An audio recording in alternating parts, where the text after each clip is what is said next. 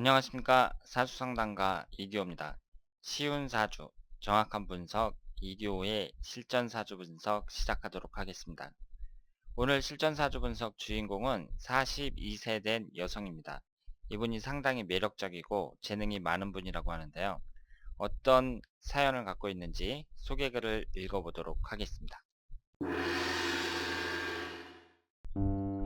안녕하세요. 친구의 친구 사주풀이 신청합니다. 이 친구는 20대 초반에 결혼했는데 아이를 낳자마자 이혼하고 현재는 혼자 살고 있습니다. 아이는 시댁에서 키우고 있습니다. 남편보다는 시어머니와의 갈등이 이혼의 발단이 되었습니다. 그래도 경제적 문제는 없어요. 워낙 재주가 많아서 마음만 먹으면 언제든 돈을 벌 수 있다는 자신감이 있어요. 지금은 뜨개질 강사로 활동하고 있는데 예전에는 옷가게를 하며 돈을 많이 벌었고 취미인 그림도 수준급 실력을 갖췄습니다. 몸매도 늘씬하고 성격도 좋고 정말 멋진 친구인데 왜 멋진 남자가 나타나주지 않는 걸까요? 이 친구는 큰 욕심 없이 앞날을 함께할 진실한 동반자를 만나고 싶은 마음이 간절합니다. 이 친구에게는 어떤 사주에 어떤 스타일의 남자가 잘 어울릴까요?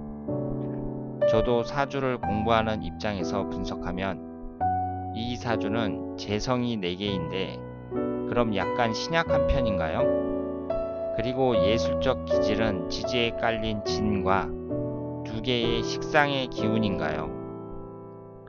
성격을 덧붙이자면 거만하지 않고 포용력이 있어요.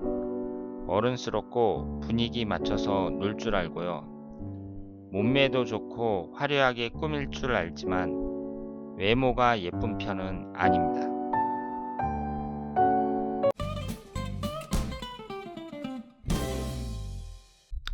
자, 그러면 오늘 주인공의 사주를 분석해 보도록 하겠습니다.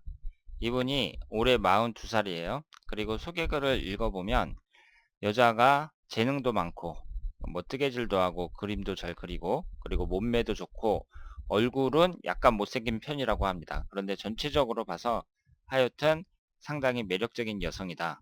이렇게 말씀을 해주셨어요. 이분이 20대 초반에 이혼을 하셨고요. 앞으로 좋은 남자를 만나서 재혼을 할 수 있을지 궁금하다고 말씀을 하셨습니다. 그러면 이분의 사주를 한번 보도록 하겠습니다. 이분이 병진년 갑오월 갑진일 무진시에 태어나셨습니다. 오행의 구성을 보면 목기운이 2개, 화기운이 2개, 토기운이 4, 금기운과 수기운은 없습니다. 우리가 매일 실전사주 분석을 하고 있는데요. 사람들의 사주를 보면 어떤 사람들은 목화가 아예 없고 토금수만 있고 이분처럼 목화 토만 있고 금수가 없는 분들 가끔 나오잖아요. 그런데 이런 식으로 한 가지 오행이 지나치게 많으면서 지금 이 사주는 토기운이 4개나 되죠. 그리고 어떤 오행은 없단 말이에요. 이런 사주는 좋은 사주라고 보기 어렵죠. 그러니까 이 목화토금수 오행이 각각 상징하는 게 전부 다 다르잖아요. 그러니까 한두 개씩 들어있는 것이 가장 이상적이라고 볼 수 있습니다. 지금 이분은 토기운이 4개인데요. 토기운이 재성운이잖아요. 그러면 이 재성운이 많다 그래서 이분이 부자가 되느냐? 그렇지 않거든요. 그러니까 재성운도 한두 개 적당히 있어야지 지금처럼 이렇게 많으면 오히려 돈을 버는 데 있어서 장애가 된다고 볼 수 있습니다. 그러면서 이분이 금기운과 수기운이 없단 말이에요. 그러면 금기운은 관성운이니까 남편을 나타내고 수기운은 인성운이에요. 근데 이 2개가 없어요. 특히 이 관성운 같은 경우는요. 지금 이 지장간에 보시면 개수가 이제 3개나 있잖아요. 그런데 금기운은 하나도 없습니다. 그러니까 사주 원국에도 없고 지장간에도 없으니까 금기운이 완전히 씨가 말랐다. 이렇게 볼 수 있죠. 그러면서 월지 포함해서 화기운이 2개나 된단 말이에요. 그러니까 오행의 상생상극 관계에서 화극금으로 화기운이 금기운을 극하잖아요. 그러니까 이 사주에서는 지금 금기운이 힘을 못 씁니다. 그러면 남자운이 그만큼 약하다는 얘기잖아요. 그리고 이 금기운은 사회적인 관점에서 직장운을 나타내기도 하기 때문에 남자운이든 직장운이든 지금 상당히 불리하다고 봐야 된단 말이에요. 그러면 남자운이 이렇게 약하니까 이혼을 했잖아요. 20대 초반에 결혼을 해서 이혼을 했다고 하셨습니다. 그러면 이렇게 남자운이 없는 사람들은요, 원래는 결혼을 좀 늦게 하는 게 낫죠. 그래서 한 30대 초반, 뭐 이때쯤에 하는 게 낫다고 볼 수 있고, 그런데 일찍 결혼을 하셔가지고 결국 이혼을 하셨습니다. 그리고 지금 흘러가는 대운에서 보면은요, 다행스럽게도 25세서부터 34세, 이때에는 이제 남자를 나타내는 금기운이 천간에 들어왔는데, 35세에서부터 44세까지, 그러니까 현재 속해 있는 대운이죠. 이때에 들어오는 경금은 일간인 갑목을 갑경충으로 쳐버립니다. 그러니까 이 갑목이 그냥 당하는 거죠. 경금이 들어와서 쳐버리면은 이 갑목은 나무예요. 근데 도끼로 찍어버리면 그냥 잘리는 수밖에 없죠. 그러니까 35세서부터 44세까지의 남자운은 오히려 더 안 좋다고 봐야 됩니다. 그러니까 이분이 지금 신청하신 분이 봤을 때에는 아 저렇게 같은 여자로 봤을 때에도 참 재능도 많고 매력적인 여성이다.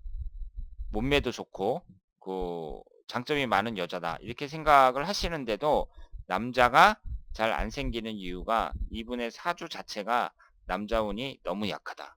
이렇게 말씀을 드릴 수 있겠습니다.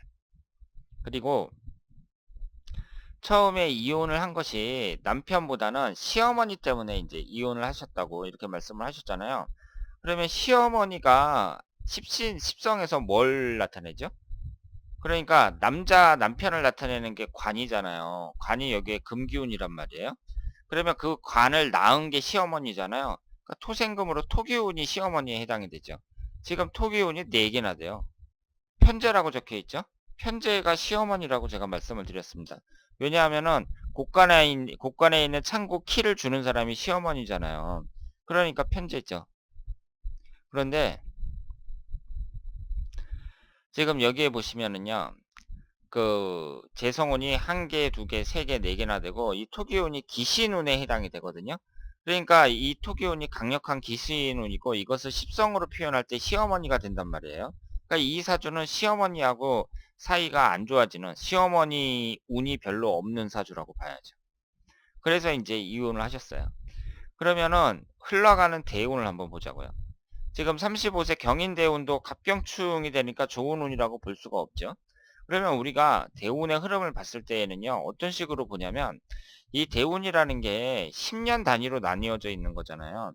그러니까 사람이 오래 살아봤자 100년을 못 산단 말이에요. 그렇기 때문에 이 10년 대운 10개만 보면 이 사람의 흘러가는 운의 흐름을 대체적으로 파악할 수 있다는 얘기죠. 그러면 이런 사주에서는 지금 용신운이 수기운이죠. 그리고 수기운이 용신운이 잘 들어와야 돼요.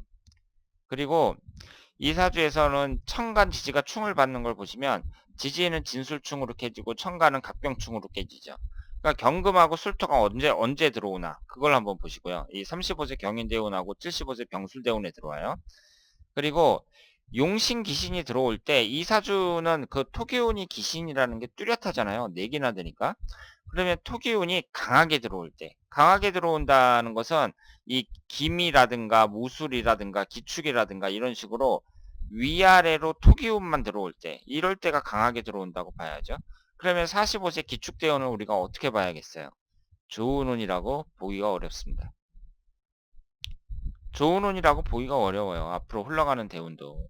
그러니까 지금 신청하신 분의 눈에는 이분이 상당히 재능 있고 그리고 매력적인 여성이다. 이렇게 이제 생각을 하시고 계시지만 남자운이 상당히 없는 사주고 흘러가는 대운도 별로입니다.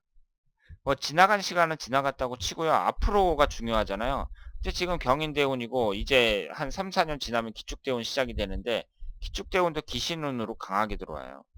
55세 무자대운 같은 경우는 자진압수가 되고 이제 용신인 수기운이 들어오기 시작하니까 좀 낫다고 봐야죠. 그런데 지금 당장 중요한 이 45세 기축대운이 별로라는 거. 이런 점에서 봤을 때 운의 흐름도 그렇게 유리하지가 않습니다. 그러면 이분 같은 경우에는 남자를 이제 이분도 지금 결혼을 하고 싶어 하는 거잖아요. 그런데 남자운이 약하긴 한데요. 지금 흘러가는 1년운을 봤을 때 내년 안 좋아요. 무술년, 훈년, 기해년. 진술충, 진해원진, 내년, 후년 다 깨지죠. 남자운이. 그러니까 기축대운이 시작이 되는 45세 경자년. 이때도 천간이 갑경충으로 깨져요. 그러니까 한 46살 정도 돼야, 운의 흐름으로 봤을 때는 46살 정도 돼야 그 남자운이, 남자를 만날 만한 운이 들어온다. 이렇게 볼 수 있죠. 그래서 일단 내년은 아무리 지금 나이가 많더라도 내년은 곤란해요. 이렇게 배우자궁이 배우자궁이 정확하게 깨지는 이 43세 무술년은 남자를 만나기에는 곤란하다고 볼 수 있습니다.